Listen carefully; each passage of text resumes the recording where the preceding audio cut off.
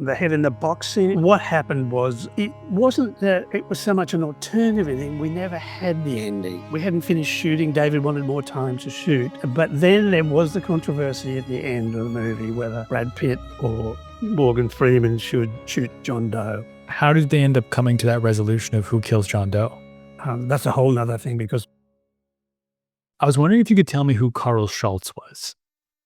Carl Schultz was a director at the ABC in Sydney, ABC, which is our national broadcaster, where I worked for like 13 or 14 years, my first 13, 14 years from 1966 through to the early 80s. And that was really like the premium place to work in Australia. There was no industry as such then. It was TV and it was government. And there was documentaries, there were current affairs, there was entertainment programs, there were all sorts of things. He started off as a cameraman, a studio cameraman, and then became a director. And I got to work with him on TV drama, and mainly on the episodic TV dramas that we did. And the one particular one was a German-English-Australian co-production, which was shot in Greece. So we went to Greece for 4.5 months. After that, Carl was leaving and going freelance, and he asked me to come with him, which in hindsight was an extremely brave thing to do. I had a wife and 2 young children. I'd been there for 13 years or so, but I wanted to go. He was going to go and do a feature film, and it was at the start of the period in Australia where there was a tax incentive to make films called 10BA. And that's where all those people like Fred Skepsey, George Miller, Bruce Beresford, Peter Weir, those guys all came out of that era. And so I wanted to be part of that. So I went and did a feature film with him. And then after that feature film, he was offered a job to direct a few episodes of a miniseries for George Miller, which was the start of his TV production, George Miller's TV production. And I went along on that, and then I went on another feature with Carl. So, that's the way it goes. You hitch your horse to a wagon and you hope it goes somewhere. And I was lucky enough that it did. And it was through Carl, I guess, with the experience. I think it was Bodyline that you were editing with him. Is that correct? I did. Well, there was a miniseries called The Dismissal, which was about the overthrow of the Labor government in Australia by the Governor General. Very controversial at the time, probably still is, that it was because the Governor General is still the Queen's representative in Australia, and can still do that, could still throw out the government, which they did. And so that was a mini-series about that. And then after that, Bodyline and quite a few others, and then Mad Max Beyond Thunderdome, and that led me off onto my path with George. So one leads to another. When you were brought on to Beyond Thunderdome, had you seen Mad Max 1 and 2 at that point? Yeah, of course. And, it was the biggest thing that we had produced in Australia, certainly box office wise. And so I was up for it. I was ready for it. And they originally wanted to have multiple editors, right? But you kind of pushed back on that and said, let's do just one? I did. How did you know that? Did George tell you that? No, I haven't had a chance to speak to George yet. Well, who told you I pushed back? I found it in some piece of research. Oh, I didn't. What I said was, I just don't know how that's going to work. Like, how do you do that? So my pushback was let's see if we need someone else. And we never did. Of course, I worked my butt off. And from my understanding, George is quite hands-on in the editing process. Oh yeah, he loves the editing process. He loves it.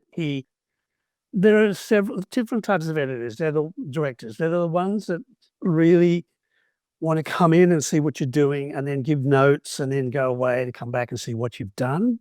And they're the ones who want to be there and while it's all happening and love that process. George is the latter. And he loves working the footage, we'll go, so hard in those days when we were working on film, right? When you had to literally stick the work picture together with sticky tape and pull it apart. And if you wanted to try something, it was okay. Well, how do we get back to this? If we don't like what we're going to try, It was just so much harder to do, but that didn't stop George from wanting to try everything, and, good ideas come out of it. I'm I'm that kind of editor, or I was. Now I'm not. Don't do it anymore. But I'll do whatever the director wants to do. I'm happy to do it either way. It's their film. I'm just there to help them make their vision and to do the best job I can. So I'm happy either way. I've also heard that George, not only is he very much like hands-on in the editing bay, but he's also, I heard he likes to talk things out. Is that your experience as well? Like it was a bit of a slower edit than some other films you've worked on? Yes, yes, it is. You sometimes feel like you've reached that point yesterday and you're going back over it again today. But he likes to get it absolutely, and he'll sit there and he'll just, well, in those days he had a moustache. I don't know if he still does.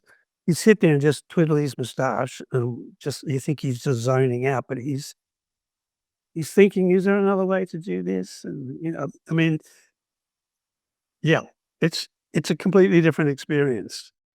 Is there a sequence editing that film that stands out? Maybe it's the actual Thunderdome sequence itself or the chase at the end? I think it was the Thunderdome sequence itself. The whole thing was done with the stunt doubles, and then it was done with Mel.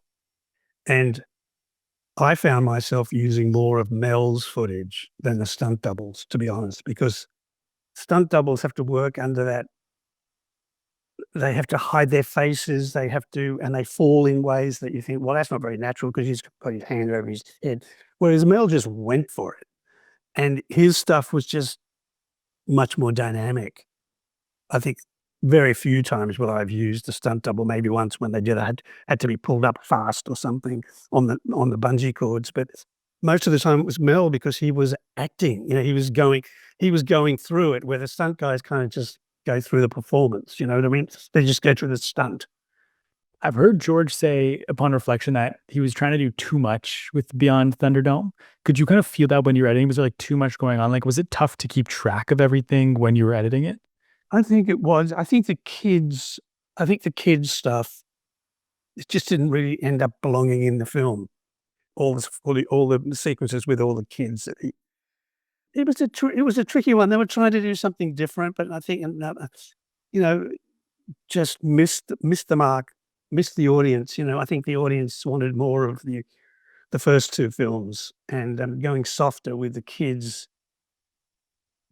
just didn't work. Eventually, people didn't. They loved all the Mad Max stuff, but then the kids stuff comes into it, and it just kind of deflated it.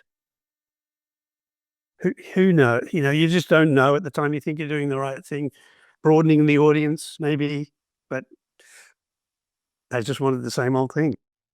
I mean, I can appreciate the risk though, right? Like if you want to see Road Warrior again, go watch Road Warrior again. So I appreciate the risk and everything. Time to try something new. It wasn't just, well, this worked, let's do the same thing again. There's that too. When you go over to America with George on The Witches of Eastwick, was that your first feature in America? Yes, it was. Yeah, and that was an amazing experience for many reasons. It was a really rude introduction into the American system of making movies, and George particularly had a hard time with that. They really tried to control him. Didn't work. It's very much like movies made by committee. You come from Australia where it's a little cottage industry in comparison. Like we make movies here. Well, not a Mad Max movie. The Mad Max movies took about 6 months to shoot, but movies generally around that time, we were shooting them in 12 weeks and we were post-producing them in 12 weeks. So they were done in 6 months. Just a drama, but something as complex as Mad Max took a lot longer. And then you go to America, and I mean, we were there. We arrived in June of '86, and I think didn't leave until came back to Australia for the director's cut, but then went back to post and left about, I think it was a year's worth of work in America. And that's what they considered normal. You'd usually start a summer movie in the summer before. Yeah, so it was quite a different experience. And like you mentioned, there's a lot of turmoil that George had to deal with. And I guess you're not really shielded from that, especially because from my understanding, you like to cut as close to real time as possible. So you're getting all those dailies. And from my understanding, it was just a bit of a nightmare act like production of the film as well. Right, right, and then, the behind the scenes, they're writing 4 different endings for the movie, and I think we actually shot or partially shot 4 different endings, and it was like it would just appear in dailies each you go, "Oh, it's a different ending. Oh, I didn't even get these pages yet," like, it was written the night before and they were shooting the next day. I mean, it was nuts, and so having to deal with that, I mean, I had to deal with a fair bit of it. Had to run a little bit of interference because the studio head would ring me on the dubbing stage and say, "Oh, George has made a decision that he's happy to do whatever this controversial issue was." And I knew it wasn't right, and he wanted me to change something, and George was in New York doing ADR with Jack Nicholson, I think, and I'd call him and say, "Well, I just got this call. You didn't really ask for this, did you?" He said, "No, I did not." So I had to do this stuff. I had to get involved with that, which is normally, I'm normally not at that level. I'm normally below all that interference. I don't usually have to deal with it. So, and it's my first film in America, and I thought, "Oh my god, is this what they're like?" And part of the problem I heard too with like those multiple endings was I think Aliens came out during production and then all of a sudden the studio wanted more monsters in the film. Is that true? I think it did. Yeah, I think it did. Yeah, yeah. There was one scene where Jack comes up out of the ground, and I mean, it was just again partially shot. Like a day or two shooting, and then I go, "No, that's not going to work. We try something else." We came up with the one we had, which was, I think, similar to what was in the script. I'm not, I'm not quite sure anymore. It's been a while. But Lorenzo's Oil then was a bit of a smoother process for you. Oh yeah, completely different, pure straight drama, complete turnaround. And that's what I like to do. I like to have a very diverse. I mean, I'd hate to be pigeonholed as this kind of editing and just as those kinds of films because I mean that can get pretty tedious. How much of a change in terms of the editing style was it going from especially Max with those like frenetic action sequences, which is a Beastwick still has that as well, but I mean there's just a different level of chaos happening with everything going on off camera. And then Lorenzo's Oil, like you said, it's just drama. So is that like a completely different approach to how you cut that film? Oh yeah, yeah. I mean, the I don't try and impose any kind of style. I don't think I have a style. Like an action scene gets cut as an action scene. You can't cut a dialogue scene like an action scene, though I've seen it tried to be done that way on films, and you can't force that. So you've got to just absorb the material and talk a lot to the director about what he's aiming to get. But the film should be able to tell you. It's like reading a book. You read a book, it should be able to tell you what it's trying to convey, and you just got to help it along. How long on Lorenzo's Oil did you work on trying to get the film to slowly fade to black and white before realizing that that was going to take too much time? Oh, that was a really bad. What happened was, I came up with this idea that we could make a black and white negative and a color negative and try and blend them together as a chemical process, in other words, as film. But the problem, what happened was the density of the contrast of the shot changed the colors. They either it wasn't a purely simple, a little bit of color, a little bit of black and white. It was a little bit of color, a little bit of green and white, magenta and white, because the black and white negative acted differently chemically to the color of the color negative. You know what I mean? It Nowadays George could do that with that film now that the way we do DCPs, and you could color time that film. He always envisaged it would start in color, and as the kid got sicker, it'd go into black and white, and when he's getting better, it would come back out to color. Well, he could do that now just by turning dials. It was an idea that was ahead of its time. I think John Seal, the cameraman, probably hates me more than anybody. Not really. But because he had mixed lighting in the house, he had a light, tungsten and a daylight light, and he said to George, this part of the film's all black and white, right? So it doesn't matter that I'm mixing lights. He said, no, I guarantee you this, it's not going to be using mixing lights. And of course, then the film never went anywhere but color. It would be fun to see a re-release of Lorenzo's Law where they could do that now. Oh yeah, I mean, yeah. I mean, I don't know if George would be interested in doing it, but or have the rights to do it. I don't know if he has, but yeah, it would be. It was an interesting idea that was just way too ahead of its time. You mentioned how you don't have an editing style necessarily, but then when you're in the editing suite, what is your philosophy, I guess, when you sit down to cut a picture? Like, what is the guiding light for you through the process? Do no harm. um, be invisible. I mean, if I have a style, I think it's like I will work and edit until it's just. I hate unless it's for shock effect. I don't really want to see the cuts. That would be the only thing I'd say about my style, that they slide by, and I'll go to extreme lengths to make that work easier nowadays.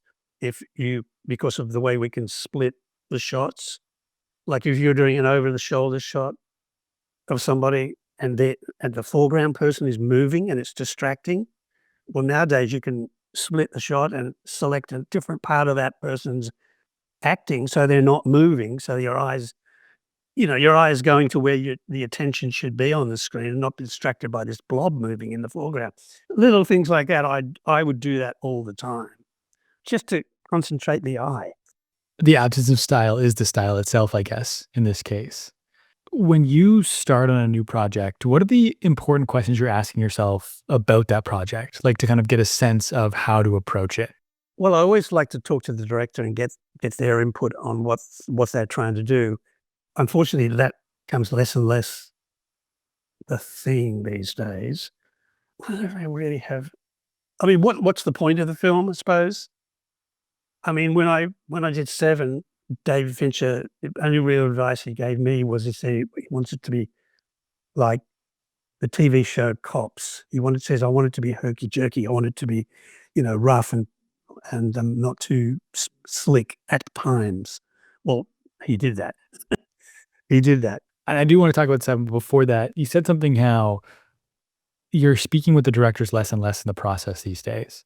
I'm curious, why do you think that is, and what else is lost with the lack of communication that happens now between a director and an editor? Because I also know, like, the dailies, even now, everyone's watching them on an iPad in their hotel room.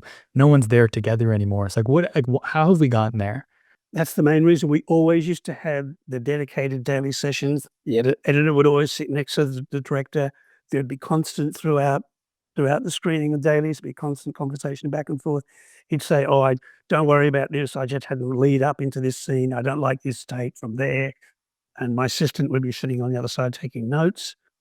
That is the main thing that we lose now. Everyone. You're right. Everyone's in their hotel room watching on a DVD, and that's a shame. I think it's a real shame. Makes the process a little bit disjointed.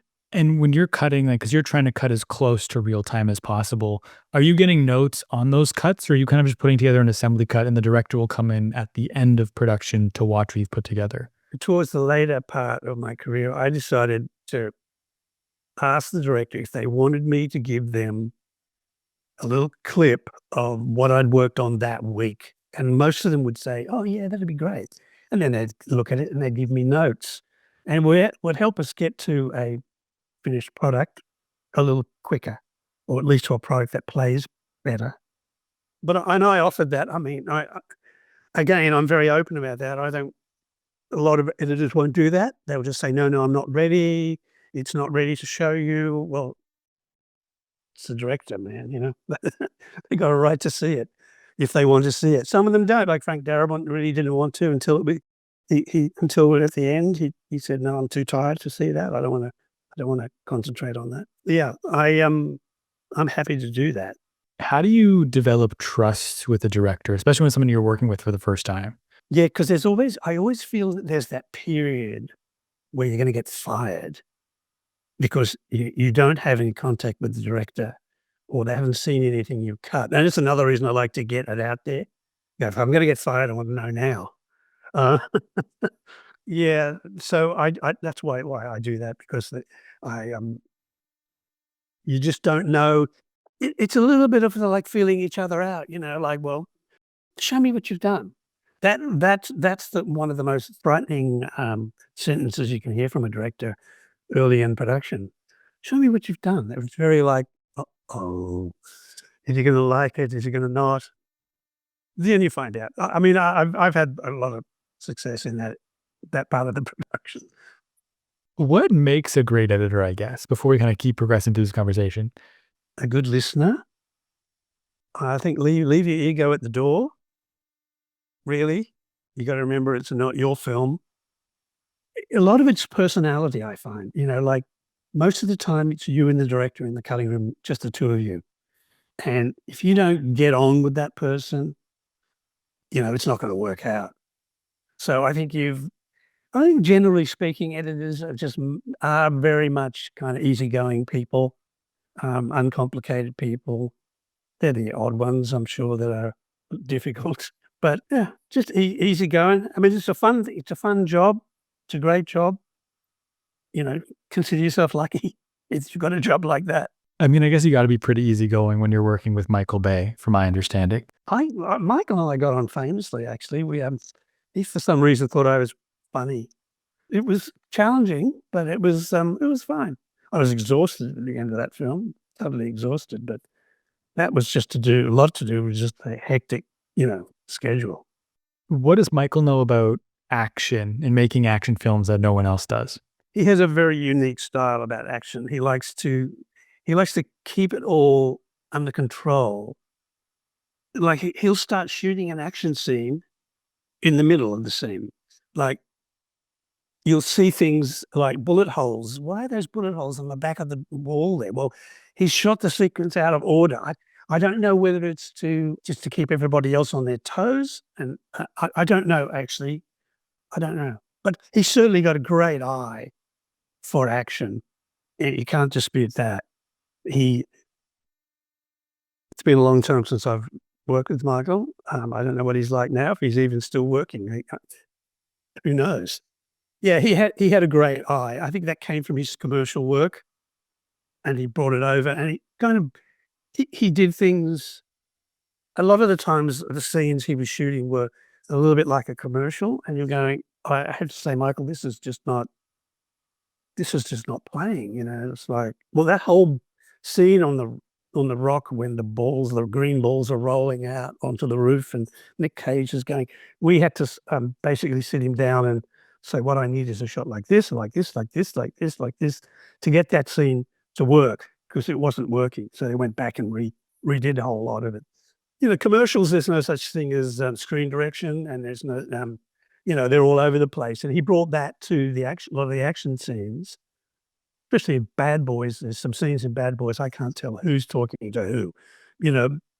So conventions like that he had to learn, and you can't just bring those forward and expect people to understand on a movie because there's a language of movie, a visual language that everybody, even if they don't know it, they understand it.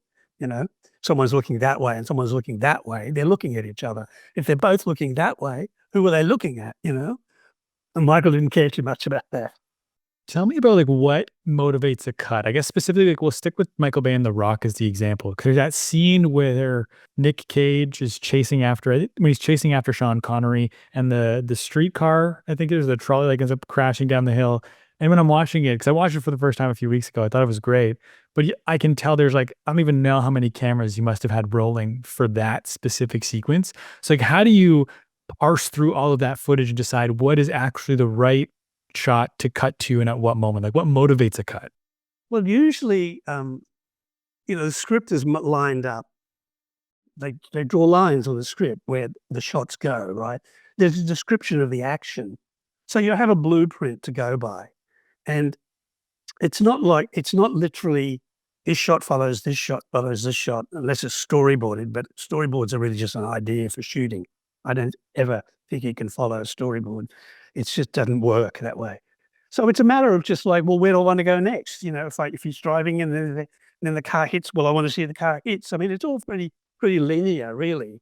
Action scenes are in a lot of ways easier than people think, because there is usually a trajectory. Cars start at the top of the hill and they go to the bottom of the hill. So you just got to look at all the footage you've got there. I mean, that's the time-consuming thing. It's going through all the different angles of which way to play it. And now with Avid, you can do, well, there's a version, I'll put that aside. There's another version, I'll put that aside. We never had that in the old days. You had to just have a vision and go with it until you wanted to change it, until it wasn't working. But interesting you say all the cameras in that scene on the actual trolley car. This is how much technology has changed. On that trolley car, there was a box camera stuck on the side of the trolley car. And every time I see that scene, I see that camera. No one else sees it. Probably thinks it's part of the trolley car. Nowadays, you just digitally remove it. It'd be no big deal at all. But those days, I don't know. Had a very strict budget in those days for visual effects, and you stuck to them. You had this shot. If you wanted another shot, then you had to sacrifice another shot. Well, what shot are we going to lose to do that shot? It was a negotiation all the way. How do you decide, I guess, like when it comes to something like that, when you can see the camera, what's the criteria you're weighing in your head? Like, what is the pros to leaving this shot in there when you can see the camera, but the cons to, well, we could remove that and put a different shot in, but the camera's not there. Like, how do you kind of weigh that up in your mind when you're editing? Well, I think the simple fact that it's still in the movie tells you the answer, that the shot itself is so dynamic that only I and a couple of other people would know that's still there. There are ways to, I mean, on Mad Max, I remember we used to, when the cars are racing through the desert, the stuntmen driving had seatbelts on, and you could see the seatbelt buckle. And what we did was we put a little glint on it. And I know that sounds completely opposite to what you think you would do, but it took your eye and you didn't see that he had a seatbelt on for those couple of frames. Or you put a little bit of flame on something, or a flare or something. We were very limited, in those times on what we could do. But we could do little things. And you were also limited as well, because correct me if I'm wrong, George liked to shoot with just one camera, right? So you didn't have the benefit of cutting to a different shot potentially, right? No, he'd shoot with two, but both the same direction. So 2-shot single, but not all the time. Not all the time. I mean, mostly because it just depends on the situation. Sometimes not necessary to put two cameras on, but it became the kind of standard thing.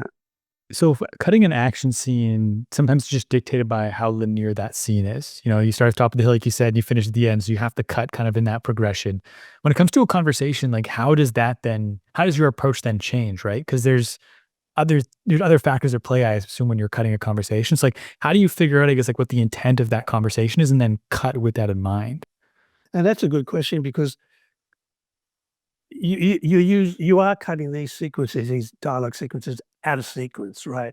So you can only go, okay, well, look at the scene before, maybe read the scene before, go, well, maybe it'd be nice to start this next scene on a close-up instead of a wide shot. And then you'd cut it.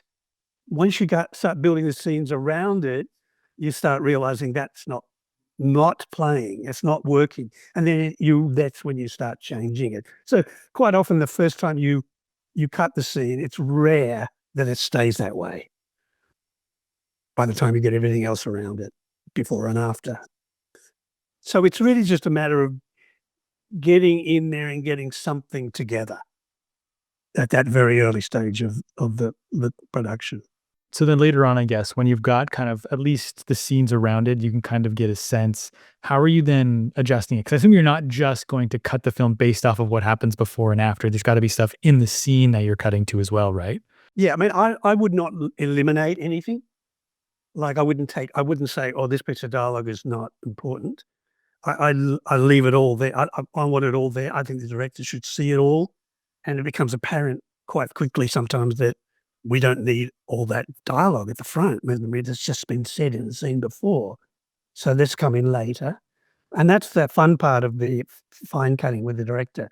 When, you start dissecting it, and you start molding it into the film it's going to be. So those first, few weeks of shooting, You're just putting stuff together, basically. But I always put it together so it at least plays, I don't put it together. I don't do select takes. I don't see that was probably my TV training where it was like, do it once, do it right, because you don't have time to muck about it. You're on an episode this week, next week you're on another episode. So you had to just dive in. I just did that all through my career. It's just, you can change it later. And you will. You mentioned a couple times how like it's not your film, so you don't necessarily have to be precious with it. But there's that. I'm not going to get it verbatim, but that saying where it's like the final draft of the screenplay is the edit. So you are one of the storytellers of this film, and from the storytellers I've talked with on this show, it's like you have to find your own personal way into the story as well. So, do you have to find your own personal way into the story as an editor as well, or because it's not your film, do you intentionally try to stay somewhat disconnected to it? Oh, no. No, I get very involved in it and very attached to it, especially if it's really well written. And, you got to remember, you spend months and months, a year on this. It's like your baby, it really is. Yeah, I don't know to be too many editors who wouldn't get attached to the work that they're doing. And sometimes you get attached and you kid yourself that it's a good film, and you realize all of a sudden one day, probably at the first test screening, that it's not as good as you thought it was, or the opposite, where you go, "My God, it's better than I thought it was." And those are rare. Well, you've worked with Joseph Kaczynski, and I think he talked about when it comes to test screenings, he doesn't need to see any feedback. It's just watching the film with somebody, just he can start to pick up on things he would have never noticed when you're sitting there editing the film. Is that the same for you? Yeah, I think I hate those test screenings so much, but because the studios just look at the numbers, and the score, and no, Joe's right. It's how it plays with the audience. And when you're sitting with an audience that get the film or are into it, it's an amazing feeling. On the first test screening, if it works, you said it doesn't happen normally. Do you almost want it to not work so you have things to fix? No, I like it. I'm by then I'm so exhausted usually that I would love it to be perfect. The Rock was a one. The Rock we thought was not going to be well received. I think because it was such a hard film to make for everybody, it was hard. I don't think we ever stopped shooting until like the end. There was always something going on, and we screened it. We went to Arizona somewhere, I think, to screen it, and it like scored 86 or something, and it was the highest grossing Jerry Bruckheimer film, highest scoring. And we were all set to do all these changes to the film when we came back. And when we came back, Jerry Bruckheimer said, "Well, that's the film. Don't change it." So that was an amazing feeling because no one really saw that one coming.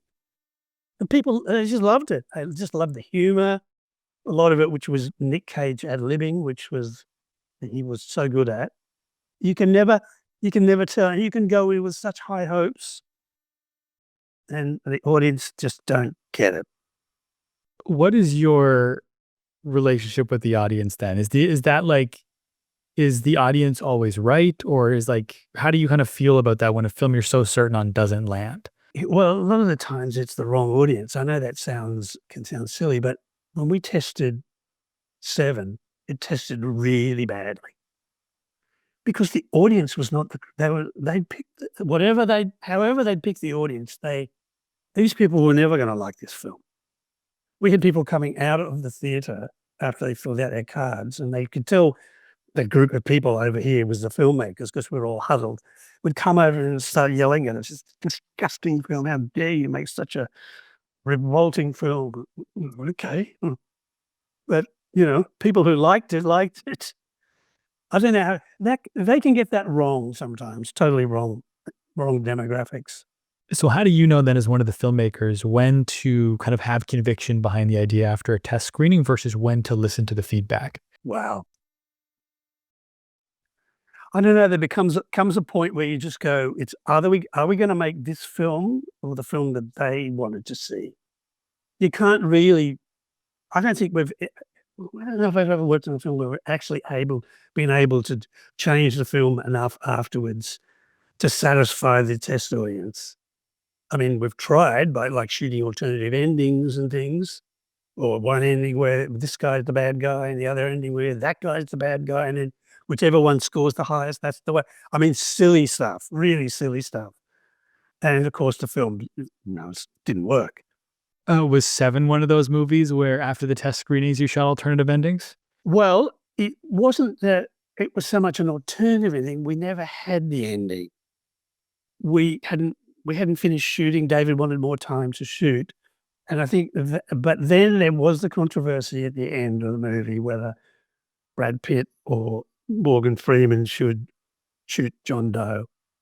And, that's a whole 'nother thing because Brad got a script where he got a script where he got it, where he did it, and that's why he signed on. Then he found out, no, they'd changed it to be Morgan. And so there was that whole thing at the end there. And then they did tag on that scene in the car with Brad sitting there and absolutely devastated, and Morgan doing his little Somerset Maugham thing. That was really the only, compromise. How did they end up coming to that resolution of who kills John Doe? I think it was Brad who just said, "No, that's the way I wanna do the film. I want to be the one who does it." And he had to be the one if you think about it. I mean, the line that I read, the script I read, was the one where Morgan does it, and he shoots John Doe, and then he says, "I'm retiring." That was the end of the movie. I mean, it wouldn't have really worked, I don't think. Brad had to do it. He had to take revenge. He had to complete the, 7 deadly sins. I mean, I think it was the right end. It was the right end. Why do you think that last scene has been so enduring? The head in the box scene, are you talking about? Or Yeah, I guess like that whole end sequence, I guess. Yeah, not necessarily scene, but the whole ending there has been so enduring. because it was so shocking, and people think they see. I love it. So many people think they see more than they see in that film, which is just brilliant. There's brilliance of David. If you really, really look, you can see a little wisp of hair sticking out the top of the box if you're really, really quick. Yeah, well, I think the performances, the camera work, I mean, the way it was we were going from, yeah, just the whole thing, it was perfectly done. Do you know if in the box was there like a mannequin head with a wig on it? Like where did those wisps of hair come from? Good question. Don't know. Never saw her in the box. Fair enough. But Fincher was still quite, he was 32, I think, when he made Seven. Yeah, 32. It was great. He was you couldn't believe you were working with a guy so young and so switched on and so in control of what he was doing, knew exactly what he wanted to had to, and he dealt with the studio. It was a good studio though. That was, oh, well, now I'm not no, New Line. Yeah, I mean, the people were good, they were supportive, but there were times when I mean, after our first test screening, we had a weekend meeting in the cutting room to discuss what to do with the movie, and, David and the writer, Kevin Walker, were firm on they wanted to go with the film as it was, and the studio were vacillating about, making it softer and doing all this stuff to appease the audience. It was impressive to watch him hold his ground. Really impressive. I guess part of it is like he's bringing in the trauma of making Alien 3, where he got, from my understanding, he really got worked over by the studio. So he probably had like probably had his walls up quite a bit more than on Alien. Yeah, but not in a super aggressive, a very firm, controlled, mature way. And yeah, he was hysterical to work with. He was the funniest guy. He would come into the cutting room to look in the afternoon to look at some cut footage. And we'd have, a coffee table with magazines, and he'd just be going through the magazines, and he'd be commenting on the magazines, and I'd be running something. He'd say, "Keep it going, keep it going. Yeah, no, go back. That bit there. What about we did? And oh, did you see this bit here?" And he's like multitasking and or telling a joke at the same time. It was a very entertaining post production.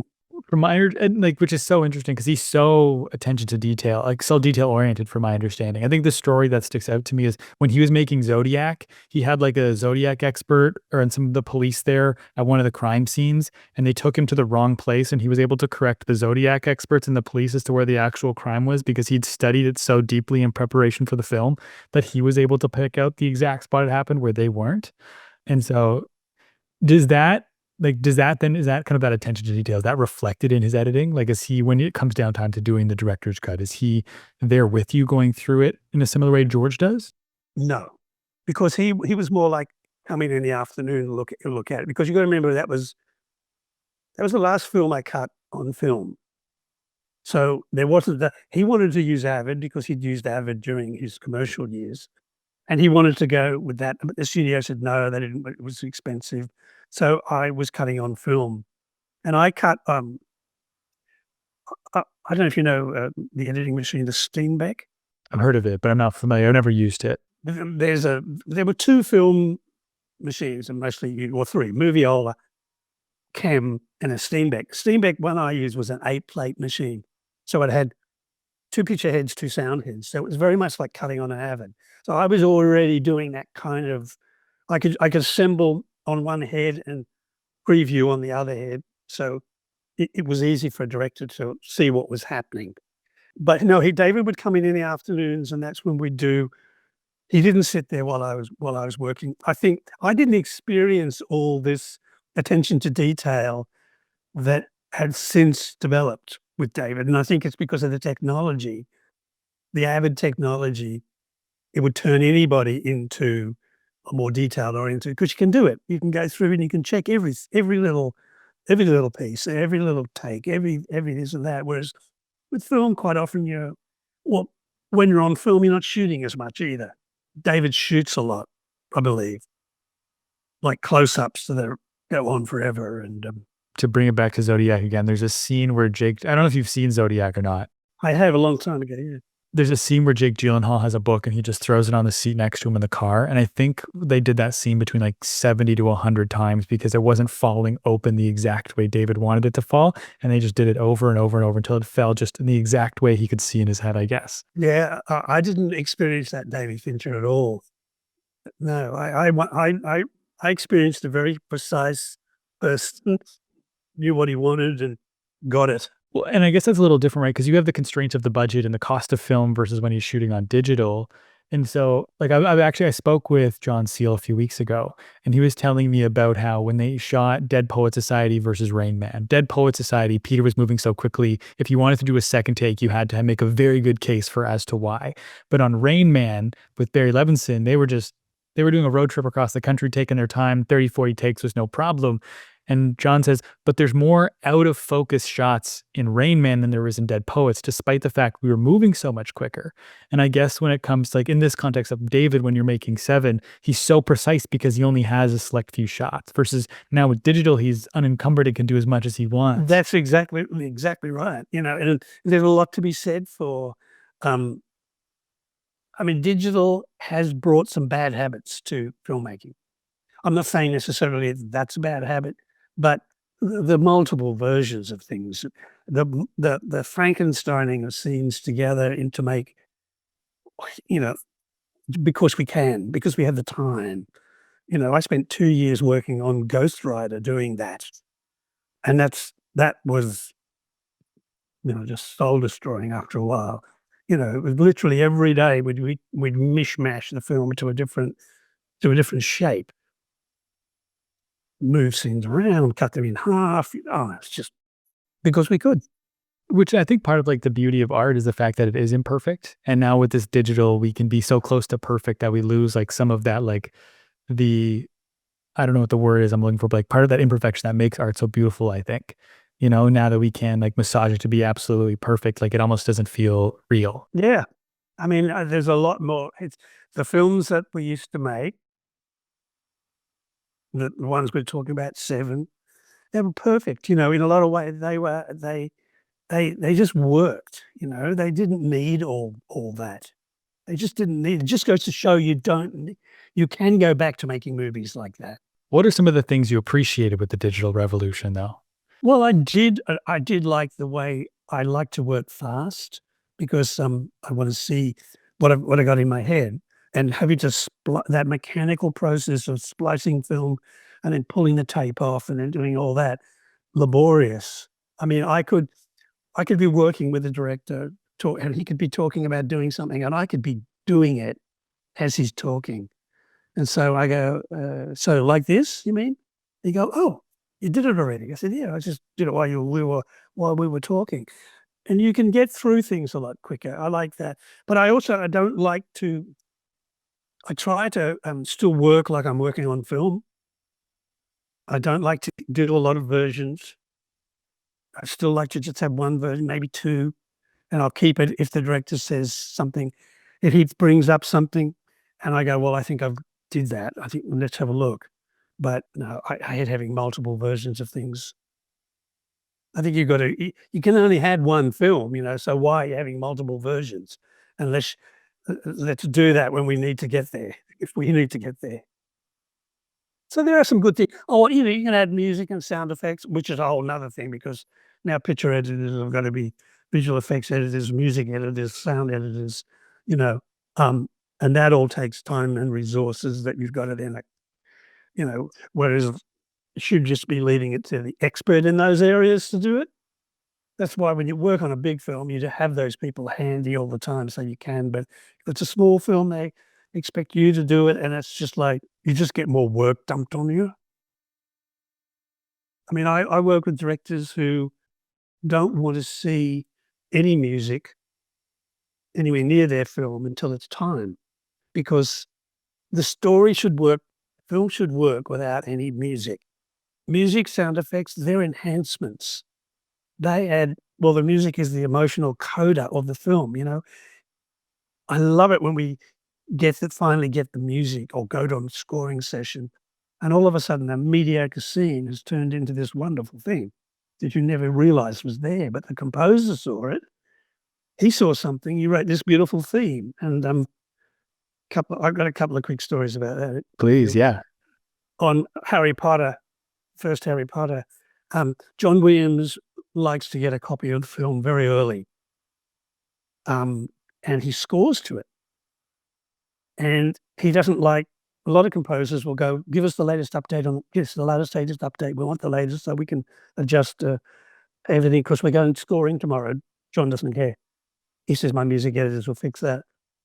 Happened twice on Harry Potter where we we went to the scoring session and it was a old version of the kids arriving at Hogwarts, crossing the lake, and we cut it down because we thought it was too long.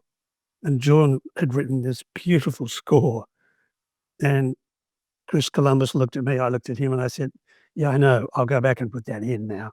And I went back to the studio and put it in, and that happened another time as well. Yeah, those are the surprises you get with those added extras that music and sound effects too make a huge difference to the film. So you gotta I find that's the hardest thing to do is to when you're cutting, go, leave room for the music, leave room for the sound effects. Don't try and squeeze it all together. Don't concertina this too much. And speaking of John Williams, he also complimented your editing on The Witches of Eastwick, if I'm not mistaken, right? He said there was a rhythm to it that he doesn't necessarily see in most other films? I've had that said a couple of times by music people. I I'm not a musical person. I don't know how that happens, but it's a huge compliment. So that's just something that almost, like, emerges subconsciously, like, it's not an intentional thing you're doing where you're specifically like No, no, no. It's just, I really don't understand it, but, I'll take the compliment. back to Harry Potter with that scene where you cut it down and then you ended up adding in that scene back to the opening sequence. There was concerns with Harry Potter's runtime when you released it, right? 'Cause it's about 2.5 hours, and especially for a kids movie, but it works. Go figure. And it's like, I have always been I mean, I hated every time people would say, "Oh, a movie can't be any more than 110 minutes." I said, "Well, this is a movie can't be any more than 110 minutes. That's the perfect running time." No, I've seen some pretty slow 90-minute movies, and I've seen some pretty fast 2.5 hours. I've actually seen a very nice 3-hour, 15-minute movie called The Green Mile. And people go, what do you mean 3 hours and yeah, it's 3 hours and 15 minutes long. No, no, no, it's 2.5 hours. My point, exactly. I was that's I'm glad you brought that up. That was my next point I was gonna make because I watched Green Mile for the first. I'd never seen it before. I watched it for the first time on Friday. And I felt that absolutely, where I was like, I can't believe I mean, it was so long that I got it from the library. It was so long, it was on 2 separate DVDs. And when I got to the Then halfway you know mark and it's had long. yeah, but when I had to switch it, I went, "There's no way it's been over an hour and a half already." And then the second half flew by even quicker. It just goes and goes and goes. Why do you think that is? Why does it feel like it's moving so quickly? The writing, the story, the characters, they just suck you in. That's what a good movie is. You know, you just time should just slip by, you know? I mean, it even happens when you're watching TV sometimes. You're watching something good on TV, and then you know it was a 90-minute show, and then end credits come up. You go, "Oh, hang on. No, no, what happens?" And you look and you go, "No, 90 minutes went by. You just wait, and you were just sucked in." No, it's all that the fact that the kids when we previewed it in Chicago. We only did one preview, and it had all the rough, previses of the Quidditch match and everything, and it was looked awful, and the kids couldn't get they wanted more. They wanted more. They were so into it. When they found and they didn't know what they were seeing, of course, you never tell them. When they found out they were seeing Harry Potter, they just hit the roof, so they were primed. I guess there's then a level of pressure with Harry Potter because of the expectations that you're coming into that film. Like, did you feel that when you're making the movie? Absolutely.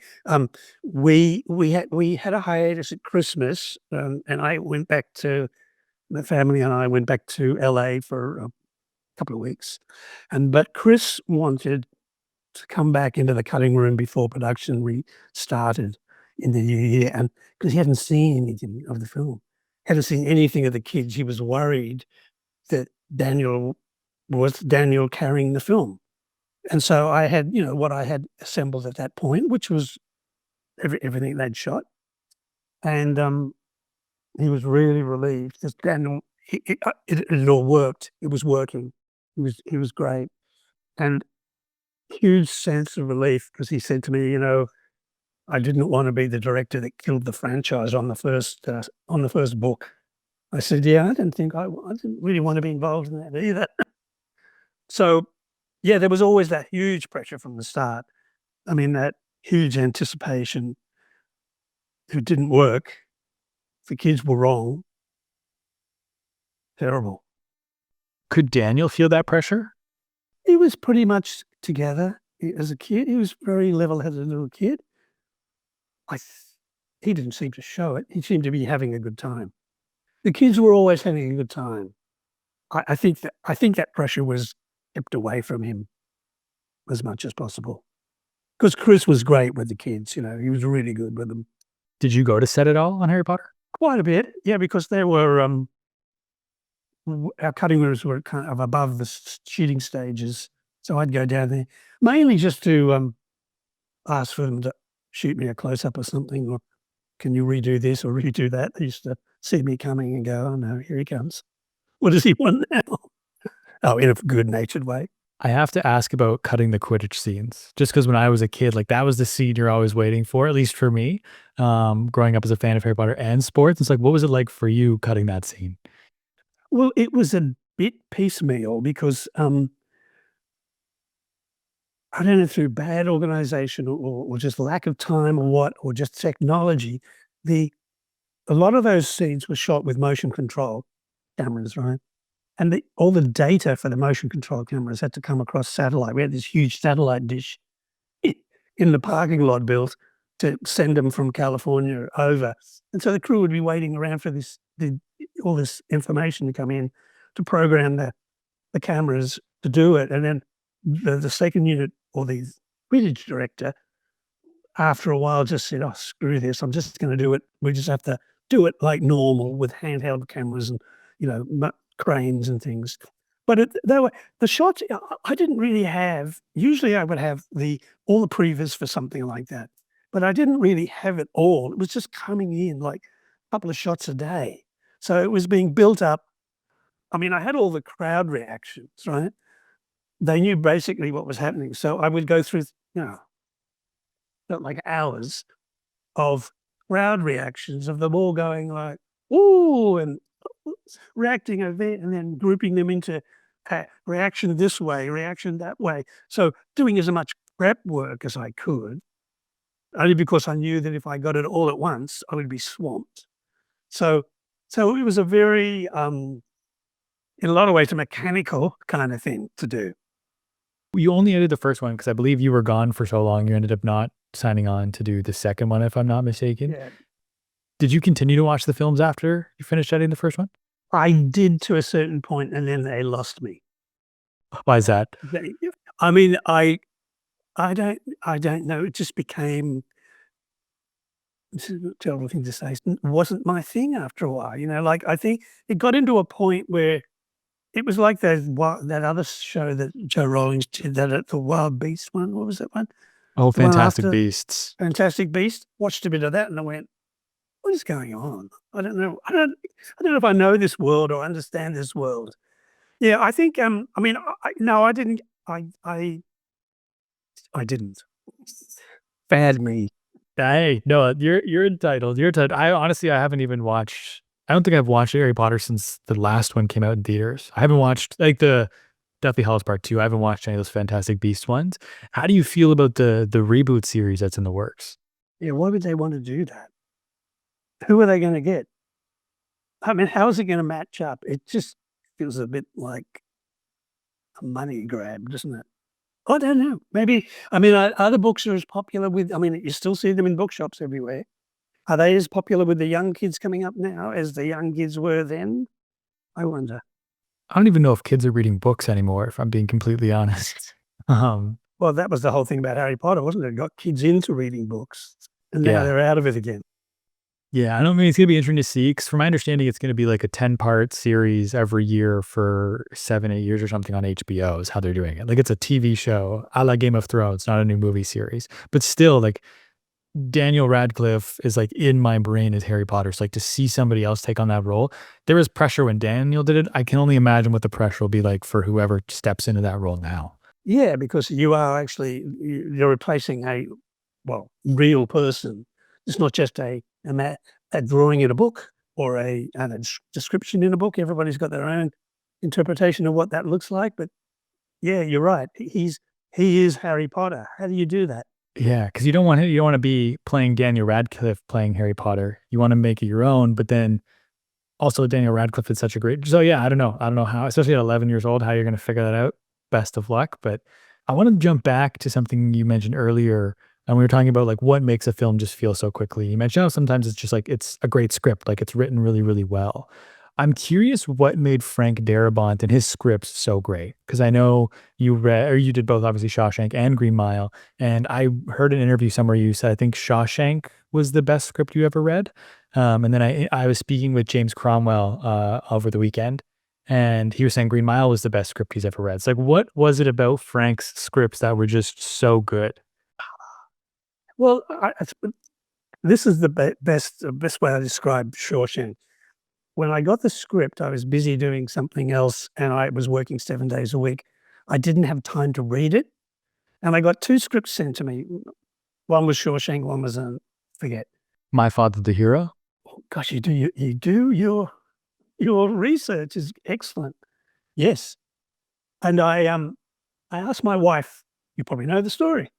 I asked my wife to read it and let me know what I should try and find time to read.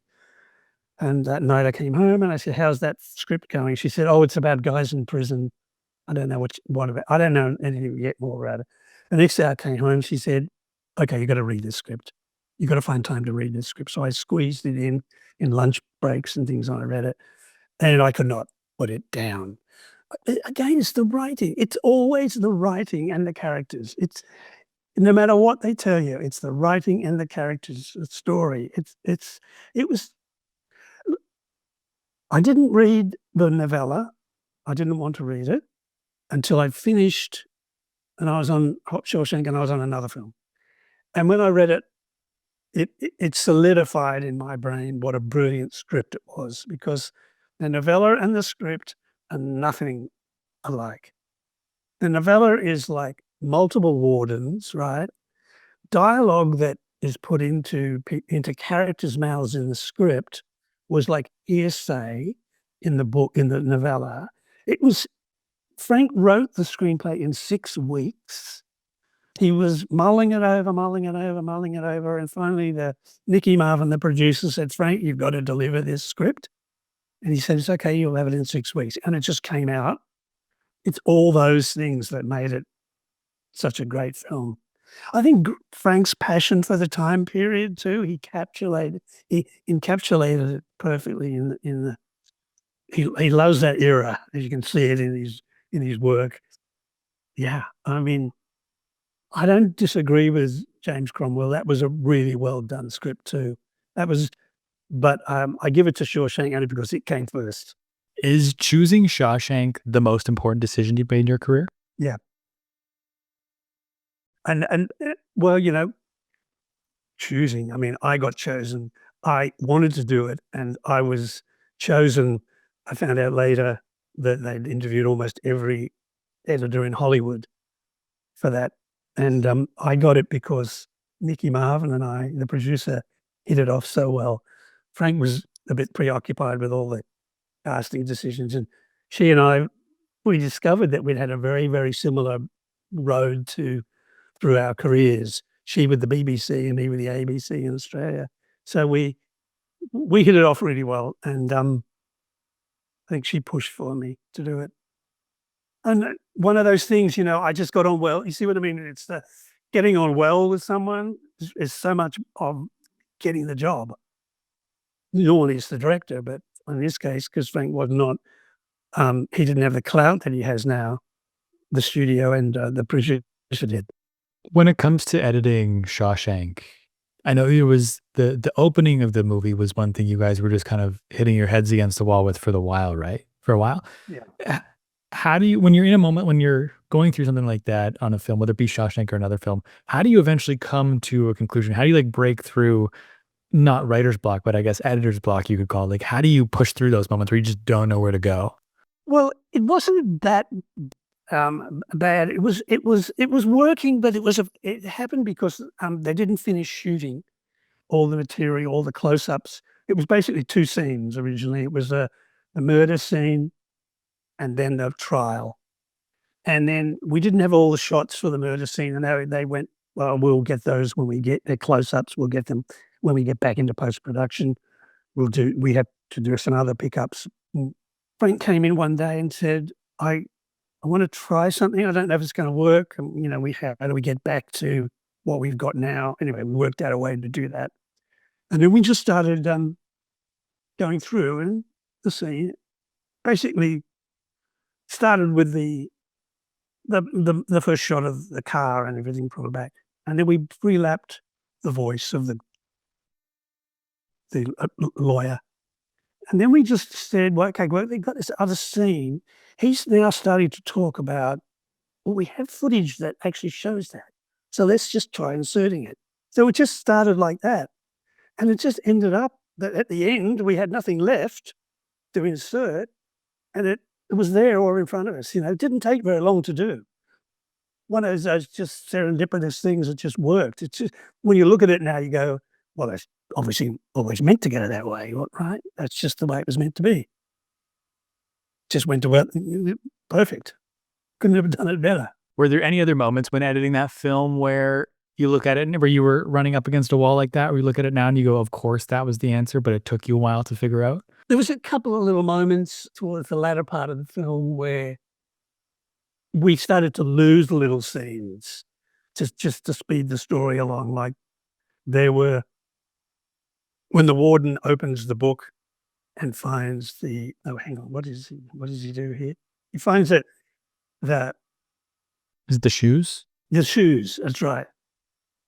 And then we cut straight to the police car shooting down the road.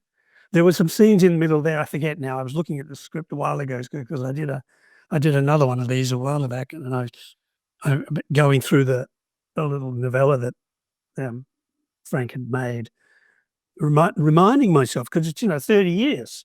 It's like a long time, and you go, "Oh, right, yeah, I remember that. That's right there. We took that out, and it just truncated, and all of a sudden the movie just took off." So there were a lot of little things like that. One great scene where Morgan is in his cell, and he he he hears that Andy's escaped, and he just starts laughing, and it went on for about 2 minutes, Morgan laughing, and it was we couldn't stop. We couldn't stop. We couldn't cut it, and then we couldn't shorten it because it was just so funny.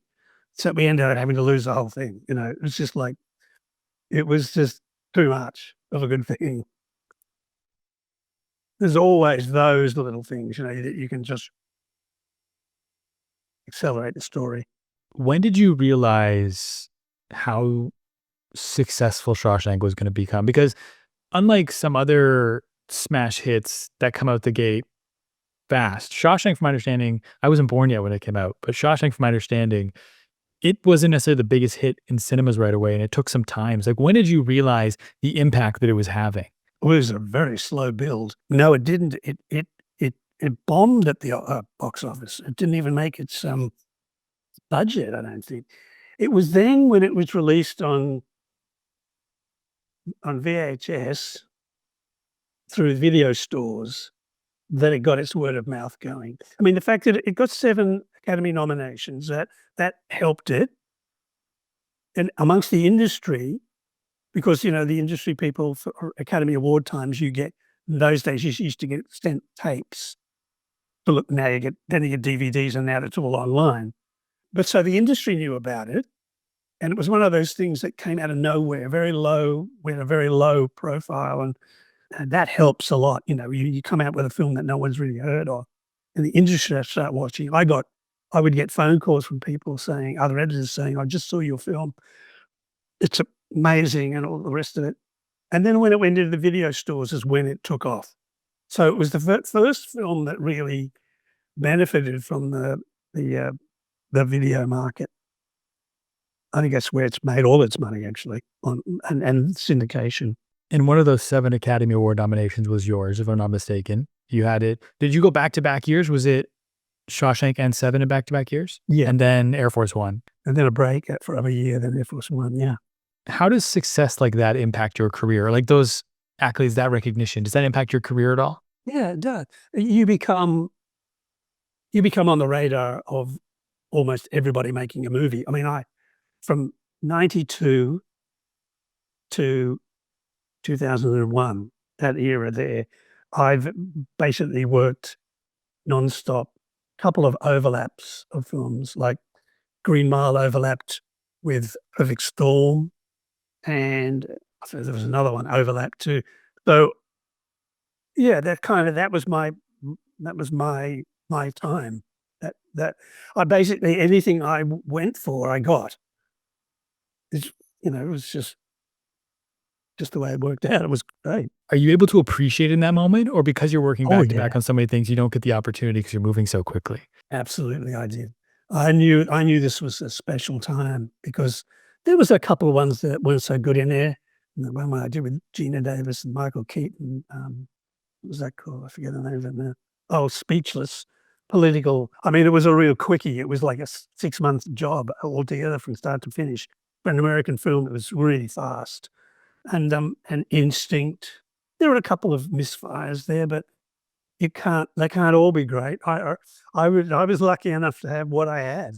How do you make sure, and I guess, like, you've talked about being, like, so easygoing, that probably makes this easier, but for some people, I feel like when you have success like that, especially 3 Oscar noms in 4 years, how do you, like, not let that go to your head? Where you're like, "I know what I'm doing now. Clearly, like, I've been recognized. Like, I know what I'm doing in the editing room. Just let me do my thing." Like, how do you continue to show up with that, like, with lack of ego to every new film?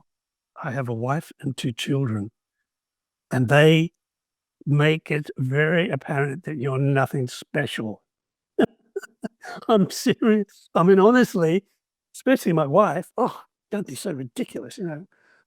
Anybody can do what you do," you know, jokingly. But, I don't know, you just gotta realize that you're just a lucky son of a bitch, You're not anything special. It's just right place, right time, lucky. What are some of those memories that stand out to you from that 92 to '01 period? Is there anything like when you think back to that time frame, is there like any memories that really stand out to you? I don't know, just great people, worked with some great people. Wolfgang Peterson, who's since passed away, unfortunately. Duncan Henderson, a producer, a friend of mine, passed away. I miss all those people, missed working with Frank. But then, even the bad experiences, well, not bad, but the tough experiences, you can look back on it now and laugh, with like the tough days with Michael Bay. When you think about it now, they weren't tough at all. They was just, hard work. Can you tell me about those car ride conversations you had with Wolfgang? Well, we used to drive to and from work quite often, and he was just talking about his ideas on the film. We used to live fairly close together. Yeah, I can't really remember much more. Where did you get the car rides from? I didn't remember. Somewhere in the research. I tried to watch and Gosh, listen to as many my interviews of yours, goodness, and you I certainly have. must. When it comes to Wolfgang, I wanted to ask you about Perfect Storm, specifically like the pacing and editing of Perfect Storm, because have you seen Dunkirk? Yeah. I feel like Dunkirk was edited how Perfect Storm was edited like 15 years prior. Because when Nolan talks about the way they edited Dunkirk, they talked about the shepherd's tone, where they were, which is like a musical theory thing where you have multiple different music tracks and they're all rising. So it feels like the song throughout the entire song is rising in tension, even though it's not technically. It's like rising then to the next one, that one's rising. And they cut Dunkirk in the same way, where they had the three storylines running in parallel.